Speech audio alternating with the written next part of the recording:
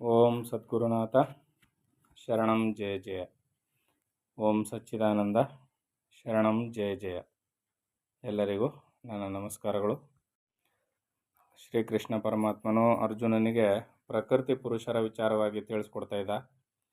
ಇಲ್ಲಿ ಪ್ರಕೃತಿಯ ಗುಣಸಂಗ ದೋಷದಿಂದ ವಿಷಯಗಳ ಭೋಗಕ್ಕೆ ಪರಮಾತ್ಮನು ಒಳಗಾಗ್ತಾನೆ ಅಂತ. ಪರಮಾತ್ಮನ ಅಂದರೆ ಜೀವದೇಶೆಯಲ್ಲಿರ್ತಕ್ಕಂಥ ಪರಮಾತ್ಮನ ಪ್ರತಿಬಿಂಬ ಒಳಗಾಗುತ್ತೆ ಅನ್ನೋದನ್ನು ತಿಳಿಸ್ಕೊಡ್ತಾ ಇದ್ದ. ಮುಂದುವರೆದು ಹೇಳ್ತಾನೆ, ಪುರುಷನು ಪ್ರಕೃತಿಯಲ್ಲಿ ಹೇಗಿರುವನೆಂಬುದನ್ನು ತಿಳಿಸುವೆನು ಕೇಳು. ಪುರುಷನು ಪ್ರಕೃತಿಯಲ್ಲಿ, ಪರಬ್ರಹ್ಮನು ಆ ಮೂಲ ಪ್ರಕೃತಿಯಲ್ಲಿ, ಆ ಮೂಲ ಮಾಯೆಯಲ್ಲಿ ಹೇಗಿರ್ತಾನೆ ಅನ್ನೋದನ್ನು ನಾನು ನಿನಗೆ ತಿಳಿಸ್ತೀನಿ ಕೇಳು ಅರ್ಜುನ ಅಂತ ಹೇಳಿ, ಮಲ್ಲಿಗೆಯ ಬಳ್ಳಿಯು ಹುಟ್ಟುವುದಕ್ಕೆ ಹಬ್ಬುವುದಕ್ಕೆ ಆಧಾರವಾಗಿ ನಿಲ್ಲಿಸಿರುವ ಕಂಬವು ಬಳ್ಳಿಯ ವಿಕಾರಗಳಂತೆ ಬದಲಾಯಿಸದೆ ನಿರ್ಲಿಪ್ತವಾಗಿ ನಿಂತಿರುವಂತೆ. ಈಗ ಮಲ್ಲಿಗೆ ಹೂವಿನ ಬಳ್ಳಿ ಹಬ್ಕೊಂಡು ಹೋಗೋದಕ್ಕೆ ಒಂದು ಮರ ನೆಟ್ಟಿರ್ತಾರೆ. ಆ ಮರದ ಕೊಂಬೆ ನೆಟ್ಟಿರ್ತಾರಲ್ಲ, ಅದು ಅಂಬುಗಳು, ಆ ಬಳ್ಳಿಯ ಅಂಬುಗಳು ಹೇಗೇಗೋ ವಿಕಾರವಾಗಿ ನೂಲ್ಕೊಂಡೆಲ್ಲ ಹಬ್ಬಿರ್ತವೆ. ಆದರೆ ನೆಟ್ಟಿರುವ ಕಂಬ ಮಾತ್ರ ನೇರವಾಗಿ ಹಾಗೇ ಇರ್ತದೆ. ಈ ರೀತಿಯಲ್ಲಿ ನಿರ್ಲಿಪ್ತವಾಗಿ ನಿಂತಿರುವಂತೆ ಪುರುಷ ಪ್ರಕೃತಿಗಳಿಗೆ ಅವಕಾಶ ಪಾತಾಳಗಳಂತೆ ಅಜಗಜಾಂತರ ಭೇದವಿರುತ್ತದೆ. ಇದಕ್ಕಾಗಿ ಇನ್ನೊಂದು ದೃಷ್ಟಾಂತವನ್ನು ಹೇಳ್ತೀನಿ ಕೇಳು. ಪ್ರಕೃತಿ ಮತ್ತು ಪುರುಷನಿಗೆ ಬಹಳಷ್ಟು ವ್ಯತ್ಯಾಸ ಇದೆ. ಅದಕ್ಕೆ ಇನ್ನೊಂದು ದೃಷ್ಟಾಂತವನ್ನು ಹೇಳ್ತೀನಿ ಕೇಳು. ಪ್ರಕೃತಿಯು ಮಹಾನದಿಯಂತಿದ್ದರೆ ಪುರುಷನು ಅದರ ತೀರದಲ್ಲಿರುವ ಮೇರು ಪರ್ವತದಂತಿರುವನು.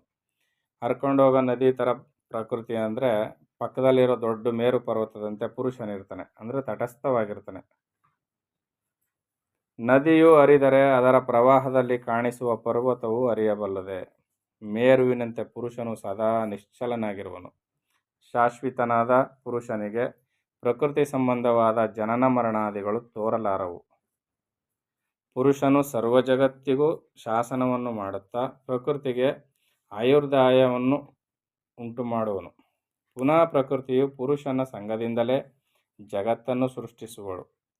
ಈ ಕಾರಣದಿಂದಲೇ ಪುರುಷನು ಪ್ರಕೃತಿಗೆ ಗಂಡನಾಗಿ ಅನಂತವಾದ ಸೃಷ್ಟಿಯೆಲ್ಲವನ್ನು ಮಾಡುವನು. ಪುನಃ ಕಲ್ಪಾಂತರವಾಗಲು ಈ ಸೃಷ್ಟಿಯೆಲ್ಲವೂ ಪ್ರಕೃತಿಗೆ ಸ್ವಾಮಿಯಾದ ಪುರುಷನಲ್ಲಿಯೇ ಲೀನವಾಗುವುದು.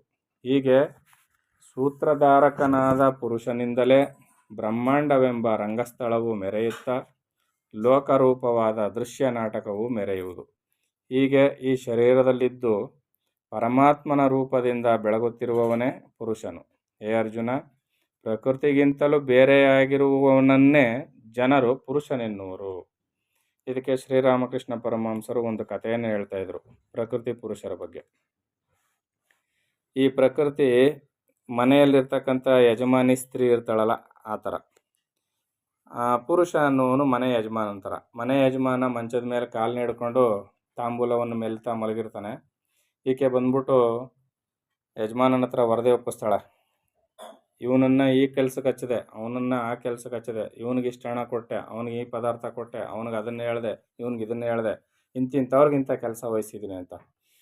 ಈ ತಾಂಬೂಲವನ್ನು ಮೆಲ್ತಾ ಮಂಚದ ಮೇಲೆ ಮಲ್ಕೊಂಡಿರೋ ಯಜಮಾನ ಹ್ಞೂ ಸರಿ ಆಯಿತು ಅಂತ ಹೇಳ್ತಿರ್ತಾನೆ. ಅಂದರೆ ನೋಡೋರ ಕಣ್ಣಿಗೆ ಪ್ರಕೃತಿಯಾದಂಥ ಮನೆ ಹೆಂಗಸು ಎಲ್ಲ ಕೆಲಸವನ್ನು ಮಾಡುವವಳು ಆಕೆಯೇ ಅನ್ನಿಸ್ಕೊಳ್ಳುವಂತೆ ಕಂಡರೂ ಕೂಡ ಈ ಪುರುಷನ ಅಣತಿಯಂತೆ ಇವಳು ಕೆಲಸ ಮಾಡ್ತಿರ್ತಾಳೆ ಅನ್ನೋದು ಸತ್ಯ. ಇಲ್ಲಿ ಪುರುಷ ಯಾವ ಕೆಲಸವನ್ನೂ ಮಾಡ್ತಾ ಇಲ್ಲ, ಆದರೆ ಅವನ ಅಣತಿಯಂತೆ ಮನೆ ಹೆಂಗಸು ಎಲ್ಲ ಕೆಲಸವನ್ನು ಮಾಡ್ತಾಳೆ. ಆಧಾರಭೂತವಾಗಿ ಯಾರಿರ್ತಾನೆ? ಪುರುಷನೇ ಇರ್ತಾನೆ. ಇಲ್ಲಿಯೂ ಕೂಡ ಪರಮಾತ್ಮನು ಎಲ್ಲದಕ್ಕೂ ಆಧಾರಭೂತನಾಗಿ ಎಲ್ಲದಕ್ಕೂ ಚೇತನಮಯನಾಗಿ ಇರ್ತಾನೆ. ಪ್ರಕೃತಿ ಕೆಲಸವನ್ನು ಮಾಡ್ತಿರ್ತಾಳೆ, ಮತ್ತು ಎಲ್ಲವೂ ಮುಗಿದ ಮೇಲೆ ಪುರುಷನಲ್ಲಿಯೇ ಪ್ರಕೃತಿಯು ವಿಲೀನವನ್ನು ಹೊಂದುತ್ತಾಳೆ. ಹೇ ಅರ್ಜುನ, ಪುರುಷನು ಅಸಂಗನೆಂಬುದನ್ನು, ಈ ಗುಣಾತ್ಮಕವಾದ ಸೃಷ್ಟಿಯು ಪ್ರಕೃತಿ ಎಂಬ ಮಾಯೆಯಿಂದಲೇ ಜನಿಸಿದೆ ಎಂಬುದನ್ನು ಯಾವನು ಜ್ಞಾಪಕದಲ್ಲಿಟ್ಟುಕೊಳ್ಳುವನೋ. ಏನು ತಿಳ್ಕೋಬೇಕು? ಪ್ರತಿಯೊಬ್ಬರು ಪುರುಷನು ಅಸಂಗನೆಂಬುದವನು, ಅವನಿಗೆ ಯಾವುದೇ ಸಂಘ ದೋಷಗಳಿಲ್ಲ. ಈ ಗುಣಾತ್ಮಕವಾದ ಸೃಷ್ಟಿಯು, 3 ಗುಣಗಳಿಂದ ಒಡಗೂಡಿದಂಥ ಈ ಸೃಷ್ಟಿಯು ಪ್ರಕೃತಿ ಎಂಬ ಮಾಯೆಯಿಂದಲೇ ಜನಿಸಿದೆ ಎಂಬುದನ್ನು ಯಾವನು ಜ್ಞಾಪಕದಲ್ಲಿಟ್ಟುಕೊಳ್ಳುವನೋ, ಮತ್ತು ಯಾವನು ಪುರುಷನನ್ನು ಮೂಲ ವಸ್ತುವೆಂತಲೂ ಅದರಲ್ಲಿ ಪ್ರತಿಬಿಂಬಿಸಿದ ಜಗತ್ತನ್ನೇ ಮಿಥ್ಯವಾದ ಮೃಗಜಲವೆಂತಲೂ ನಿರ್ಣಯಿಸಿಕೊಳ್ಳಬಲ್ಲನೋ ಆತನೇ ಪಂಡಿತನು. ಪಂಡಿತನು ಅಂದರೆ ಇಲ್ಲಿ ಜ್ಯೋತಿಷ್ಯ ಹೇಳುವನು ಅಂತಲ್ಲ, ಜ್ಞಾನಿ, ಬ್ರಹ್ಮಜ್ಞಾನಿ.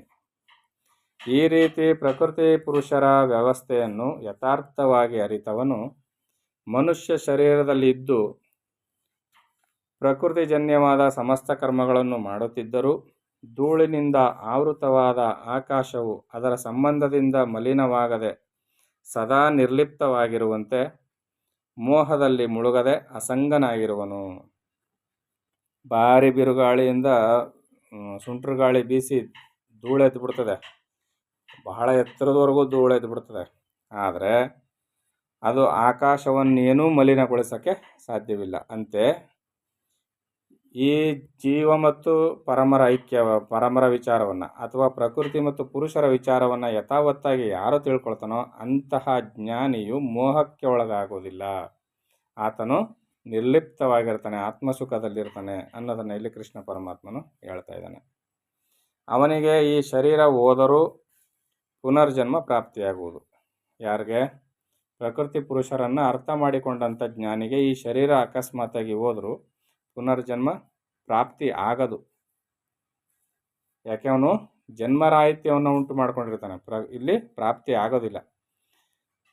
ಈ ಪ್ರಕೃತಿ ಪುರುಷರ ವಿವೇಕವು ಜನನ ಮರಣಗಳನ್ನು ತೊಡಕನ್ನು ಪರಿಹರಿಸಿ ಕೈವಲ್ಯಕ್ಕೆ ಸಾಧನವಾಗಿದೆ. ಯಾರು ಈ ಪ್ರಕೃತಿ ಪುರುಷರ ವಿಚಾರವನ್ನು ಯಥಾವತ್ತಾಗಿ ತಿಳ್ಕೊಳ್ತಾನೋ ಅವನಿಗೆ ಜನನ ಮರಣಗಳು, ಪುನರ್ಜನ್ಮ ಇರುವುದಿಲ್ಲ. ಆದ್ದರಿಂದ ನೀನು ನಿರಂತರವೂ ಇದನ್ನೇ ವಿಮರ್ಶಿಸುತ್ತಿರು. ಪ್ರಕೃತಿ ಪುರುಷರ ವಿಚಾರವನ್ನು ವಿಮರ್ಶೆ ಮಾಡು ಅರ್ಜುನ ಅಂತ ಇಲ್ಲಿ ಕೃಷ್ಣ ಹೇಳ್ತಾ ಇದ್ದಾನೆ. ಸೂರ್ಯ ತೇಜದಂತೆ ನಿನ್ನ ಅಂತಃಕರಣದಲ್ಲಿ ಜ್ಞಾನವು ಸ್ವಚ್ಛವಾಗಿ ಪ್ರಕಾಶಿಸುವಂತಹ ಉಪಾಯವನ್ನು ನಿನಗೆ ವಿವರಿಸುವೆನು. ಮನಸ್ಸಿಟ್ಟು ಭಕ್ತಿಯಿಂದ ಕೇಳುವನಾಗು. ಒಂದೊಂದು ಉಪಾಯವನ್ನೇ ಮೆಲ್ಲಗೆ ಕೃಷ್ಣ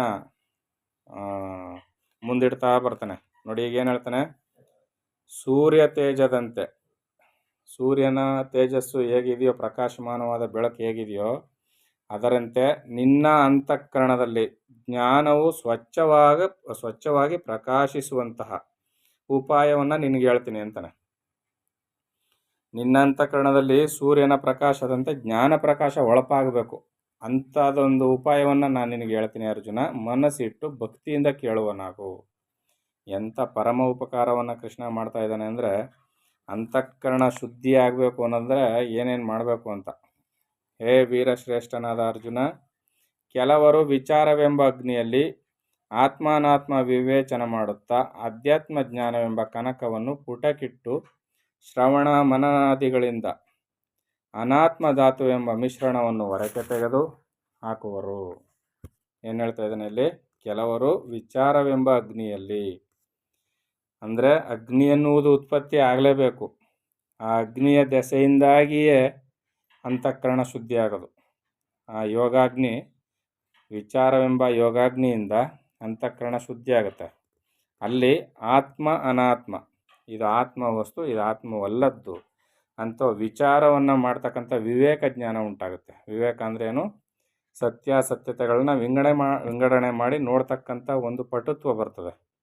ಅಂಥ ಜ್ಞಾನವನ್ನು ಇಲ್ಲಿ ವಿವೇಕ ಬರ್ತದೆ. ಈಗ ಅದನ್ನು ವಿವೇಚನೆ ಮಾಡ್ತಾ ಆಧ್ಯಾತ್ಮ ಜ್ಞಾನವೆಂಬ ಕನಕವನ್ನು, ಆಧ್ಯಾತ್ಮ ಜ್ಞಾನವೆಂಬ ಚಿನ್ನವನ್ನು ಪುಟಕಿಟ್ಟು ಅಂದ್ರೇನು? ಕುಲುಮೆಯಲ್ಲಿ ಚೆನ್ನಾಗಿ ಸುಡ್ತಾರಲ್ಲ ಆ ರೀತಿಯಲ್ಲಿ ಸುಟ್ಟು ಶ್ರವಣ ಮನನ ನಿಧಿಧ್ಯಾಸಗಳಿಂದ ಚೆನ್ನಾಗಿ ಕೇಳಿಸ್ಕೊಳ್ಳೋದು, ಅದನ್ನೇ ಮನನ ಮಾಡೋದು ಮತ್ತು ಅದಾಗಿಯೇ ಬದಲಾಗುವುದು. ನಿಧಿಧ್ಯಾಸಗಳಿಂದ ಅನಾತ್ಮ ಧಾತುವೆಂಬ ಮಿಶ್ರಣವನ್ನು, ಆತ್ಮವಲ್ಲದ್ದನ್ನು ಆತ್ಮನಿಂದ ಹೊರತೆಗೆದು, ಮಿಶ್ರಣವನ್ನು ಹೊರಕ್ಕೆ ತೆಗೆದು ಹಾಕುವರು. ಮತ್ತು ಆತ್ಮಧ್ಯಾನವೆಂಬ ದೃಷ್ಟಿಯಿಂದ ಜ್ಞಾನವೆಂಬ ಕನಕವನ್ನು ಶುದ್ಧಿಪಡಿಸಿ, ಯಾವುದರಿಂದ? ಆತ್ಮಧ್ಯಾನವೆಂಬ ದೃಷ್ಟಿಯಿಂದ ಆತ್ಮಧ್ಯಾನವನ್ನು ಮಾಡಬೇಕೀಗ. ಈಗ ಧ್ಯಾನಕ್ಕೆ ಹಚ್ಚಿದ ಕೃಷ್ಣ ಪರಮಾತ್ಮ ಇಲ್ಲಿ. ಮೊದಲು ವಿಚಾರ, ಅನಂತರ ಧ್ಯಾನ. ಜ್ಞಾನವೆಂಬ ಕನಕವನ್ನು ಶುದ್ಧಪಡಿಸಿ 36 ತತ್ವಗಳಿಗೂ ಮೂಲವಾದ ಪರಬ್ರಹ್ಮ ತತ್ವವನ್ನು ತಾವೇ ನೋಡತೊಡಗುವರು. ಯಾವ್ಯಾವ ರೀತಿಯಲ್ಲಿ ಹೋಗ್ತಾರೆ ಸಾಧಕರು ಅಂತ. ಕೆಲವರು ದೈವವಶಾತ್ ಸಾಂಖ್ಯಯೋಗವನ್ನು ಅನುಸರಿಸಿ ಬ್ರಹ್ಮತತ್ವಜ್ಞಾನವನ್ನು ಪಡೆಯುವರು. ಮತ್ತೆ ಕೆಲವರು ಭಕ್ತಿ ಮಾರ್ಗದಿಂದಲೂ ಕೆಲವರು ಕರ್ಮಯೋಗದಿಂದಲೂ ಸಾಧ್ಯ ವಸ್ತುವನ್ನು ಸಾಧಿಸುವರು. ಈ ರೀತಿಯಲ್ಲಿ ಅನೇಕ ರೀತಿಯಲ್ಲಿ ಹೋಗ್ತಾರೆ ಅಂತ ಕೃಷ್ಣ ಪರಮಾತ್ಮನು ಹೇಳ್ತಾ ಇದ್ದಾನೆ. ಇನ್ನು ಮುಂದೆ ಏನು ತಿಳಿಸ್ಕೊಡ್ತಾನೆ ಅಂತ ಮುಂದಿನ ಆಡಿಯೋದಲ್ಲಿ ನೋಡೋಣ. ಎಲ್ಲರಿಗೂ ಒಳ್ಳೆಯದಾಗಲಿ. ಓಂ ಸದ್ಗುರುನಾಥ ಶರಣಂ ಜಯ ಜಯ. ಓಂ ಸಚ್ಚಿದಾನಂದ ಶರಣಂ ಜಯ ಜಯ. ಹರಿ ಓಂ ತತ್ಸತ್. ಹರಿ ಓಂ ತತ್ಸತ್. ಹರಿ ಓಂ ತತ್ಸತ್.